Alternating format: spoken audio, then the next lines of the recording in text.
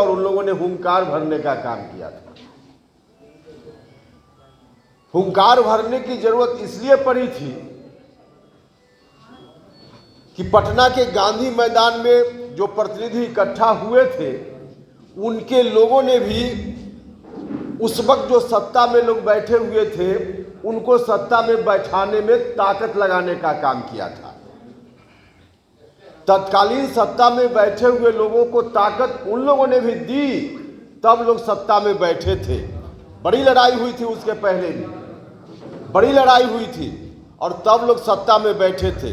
लेकिन जो लोग सत्ता में बैठ गए, दुर्भाग्य इस बात का हुआ कि खुद तो बैठ गए, लेकिन जिनकी ताकत की बदौलत बैठे, सत्ता में जाने के बाद उनको ही भूलने लगे, उनको ही भूलने लगे। नतीजा हुआ कि गांधी मैदान में आकर लोगों को हुंकार भरना पड़ा और वहां से बात की शुरुआत हुई।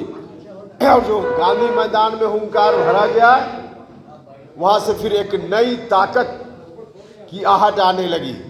समाज में एक नई ताकत बनने वाली थी, उसकी आहट वहीं से सुनाई देने लगी और उसी आहट जो एक बाद में चलकर बड़ी ताकत के रूप में परिवर्तित हुई, उसी का नाम हुआ समता पार्टी राजनीतिक संगठन।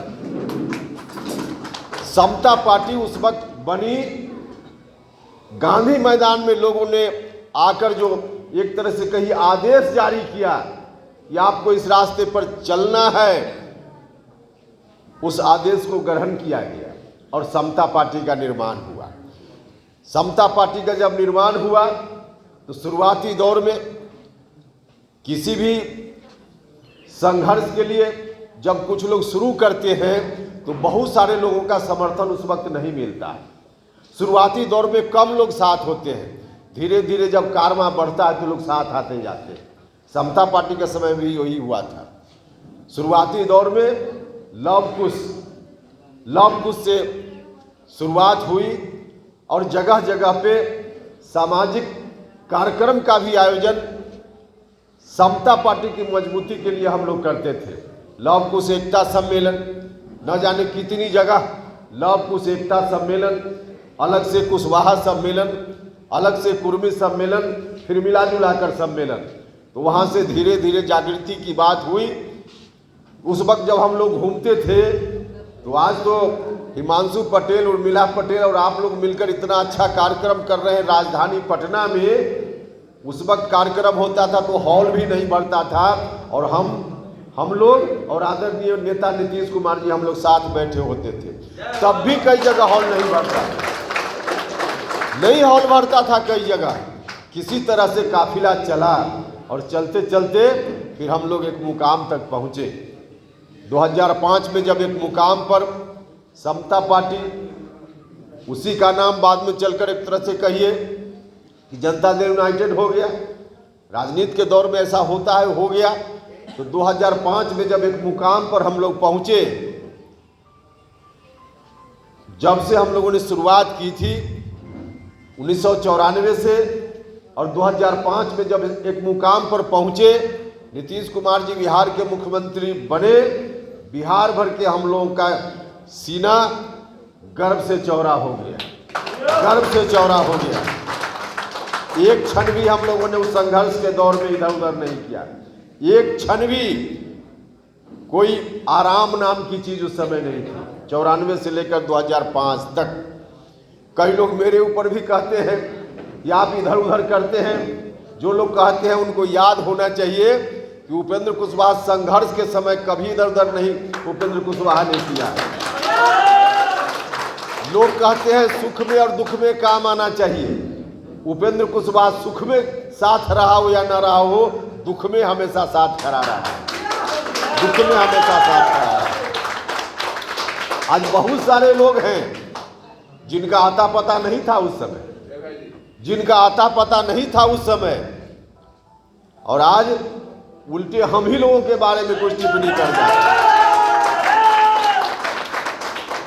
ठीक है, वहां से इतना अच्छा चला, बिहार को इतिहास नीतीश कुमार जी का नाम याद रखेगा। इस बात के लिए याद रखेगा, स्वर्ण अक्षर में उनको याद रखेगा कि जो बिहार की स्थिति उस समय थी, जो खौफनाक स्थिति, भयावह स्थिति, उस स्थिति से नीतीश जी को क्रेडिट जाता है इस बात का कि उस स्थिति से बिहार को बाहर लाकर रखने का काम नीतीश कुमार जी ने किया।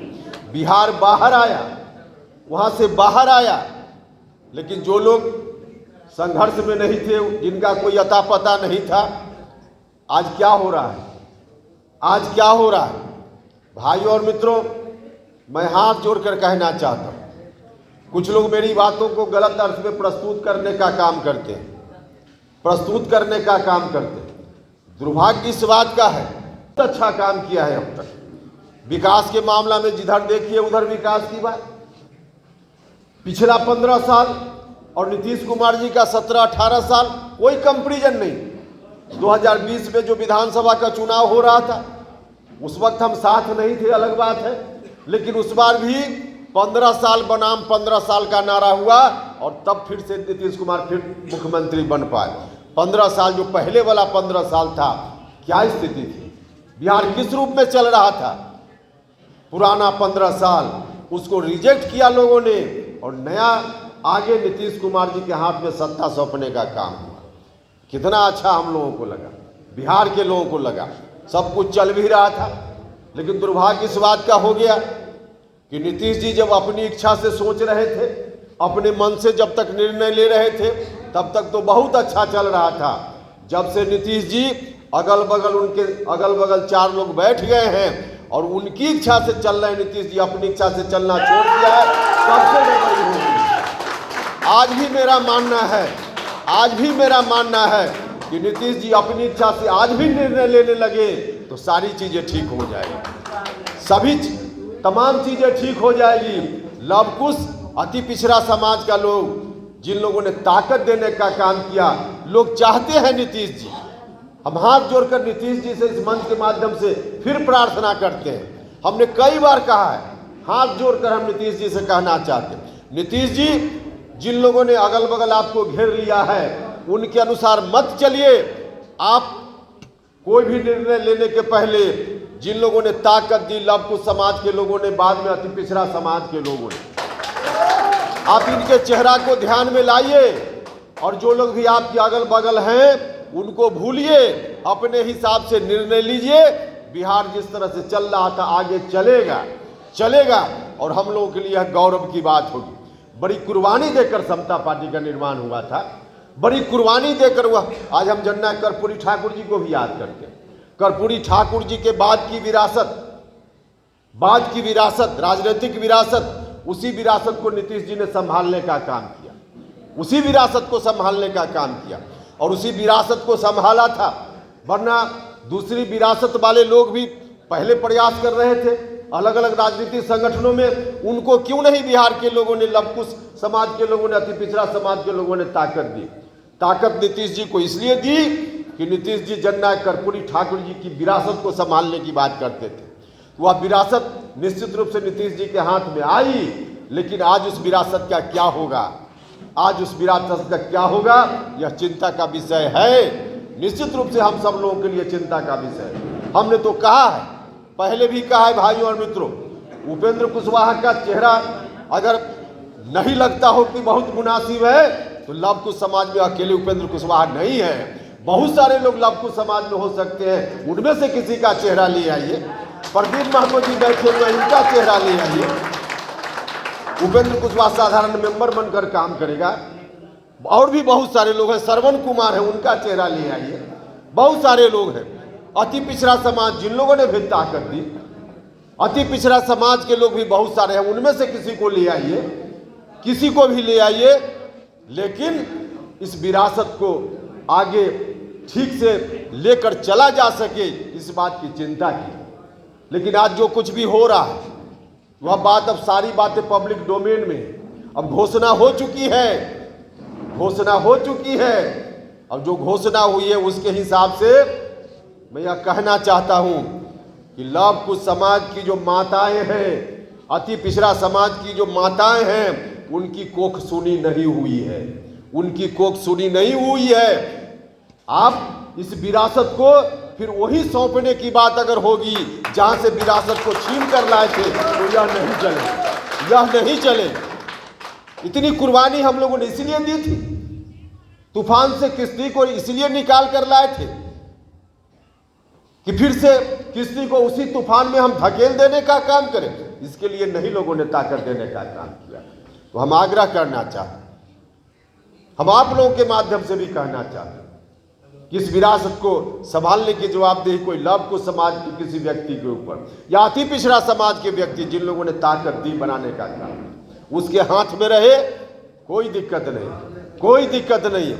लेकिन फिर से उसी खौफनाक मंजर के तरफ बिहार अगर जाएगा तो इतिहास हमको भी माफ नहीं करेगा, नहीं माफ करेगा।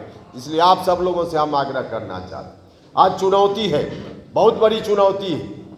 जब हम अपने महापुरुषों को याद करते हैं तो इस चुनौती से लड़ने की ताकत हमको अंदर से मिलती है। ऐसे कार्यक्रमों के आयोजन के पीछे एक मकसद यह भी होता है, जब हम अपने महापुरुषों को याद करते हैं, उनकी वीरता को याद करते हैं, उनके पराक्रम को याद करते हैं, उनके शौर्य को याद करते हैं, उनकी सामने है। कुछ लोग हैं ये जो सामान्य लेवल है उससे पीछे है, नीचे है। तो जो विकसित लोग हैं उनको बहुत संगठन बनाकर काम करने की जरूरत नहीं होती। जो विकास के क्रम में है उनको आवश्यकता पड़ती है, या जो एक लेवल से नीचे है उनको जरूरत पड़ती है। अब एक लेवल से जो नीचे है उनके अंदर जागरूकता का भी थोड़ा अभाव होता है। संगठन का क्या महत्व है ठीक से उनको इसकी जानकारी नहीं, समझ नहीं होती। लेकिन जो विकास के क्रम में हैं, बीच में हैं, विकासशील हैं, वैसे लोग संगठन का महत्व समझते हैं और उनकी विशेष जवाबदेही होती है कि संगठन हम चलाएं, संगठन हम बनाएं, संगठन चलाएं, तो हम विकास के क्रम में जो लोग हैं उनके विकास के लिए भी काम करें और जो एक लेवल से नीचे हैं उनको भी साथ लेकर चलने का काम करें। उनकी जवाबदेही होती है और ऐसी जवाबदेही के निर्वहन की दृष्टि से बहुत पहले से भी जब हम लोगों ने होश संभाला तब से हम लोग देख रहे हैं बिहार की धरती पर भी अनेक काम हुए हैं। और उसी क्रम में सामाजिक संगठनों की एक सीमा होती है। सामाजिक संगठन एक सीमा में काम करता है, लेकिन संगठन का जो मकसद है वह मकसद पूरा तब होता है जब सामाजिक संगठन किसी न किसी रूप में राजनीति में ताकत पाए। राजनीति में ताकत, यदि वह संगठन अपने लोगों को राजनीति में जो डिसीजन मेकिंग प्रोसेस है, जहां से निर्णय होता है, उस जगह पे अपने लोगों को बैठाने में अगर वो संगठन सहायक हुआ तब विकास सही अर्थ में मिल पाता है, वरना विकास नहीं मिल पाता है। यही नियम है। तो हमने जब से होश संभाला, बहुत सारे लोग यहाँ हैं, हम लोगों ने देखा है। इस क्रम में 1994 का वह दिन भी हमको याद आता है जब पटना के गांधी मैदान में 12 फरवरी को की ताकत मिलती है। हमारे अंदर उन चुनौतियों से निपटने की ताकत आती है। तो आज के अवसर पे हम जहां याद कर रहे हैं अपने महापुरुषों को, हम ताकत हम वहां से लेकर आगे कैसे बढ़े ताकि यह विरासत बची रहे, इस बात का संकल्प हम लोगों को लेना चाहिए। इस बात का संकल्प लेना चाहिए। हम आप सब लोगों से भी आग्रह करते हैं, गांव में भी जाइए, लोगों को बताने का काम, बताने का काम। यह विरासत रहेगी तभी जिस संगठन को लेकर आप लोग भी चल रहे हैं, उस संगठन में जुड़े हुए जो लोग हैं, जो समाज के और लोग हैं, उनको भी न्याय तभी मिलेगा जब यह विरासत जिंदा रहेगी। यह विरासत किसी दूसरे के हाथ में चली जाएगी तो न्याय नहीं मिल पाएगा। और फिर कुछ वर्षों के बाद यह नौबत न आए कि गांधी मैदान में फिर हुंकार रैली करने की जरूरत पड़ जाए, नहीं यह नौबत आए। इसलिए हम सब लोगों से हाथ जोड़कर आग्रह करना चाहते हैं कि इस चुनौती को जरा समझने का काम कीजिए, चुनौती को समझने का काम कीजिए। और मुझको भरोसा है कि जो नौजवान लोग आप लोग आए हैं, 28 जिला के लोग हैं, यहाँ से अभी बताया गया सब लोग 28 जिला के लोग हैं,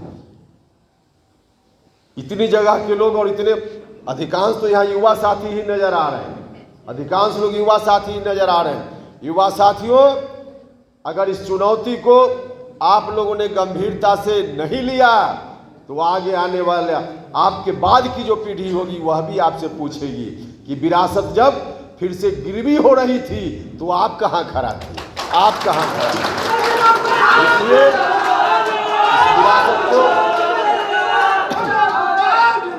इस विरासत को गिरवी नहीं होने देना है, नहीं होने देना है ना, नहीं होने देना है। इसलिए आइए हम सब लोग मिलकर पूरी एकजुटता के साथ इन महापुरुषों को याद करते हुए आज संकल्प लें कि चाहे जितनी विपरीत परिस्थिति का सामना करना पड़े हम करेंगे, लेकिन इस विरासत को आगे आने वाली पीढ़ी के लिए कम से कम बचाकर जरूर रखेंगे। यही संकल्प लेना चाहिए।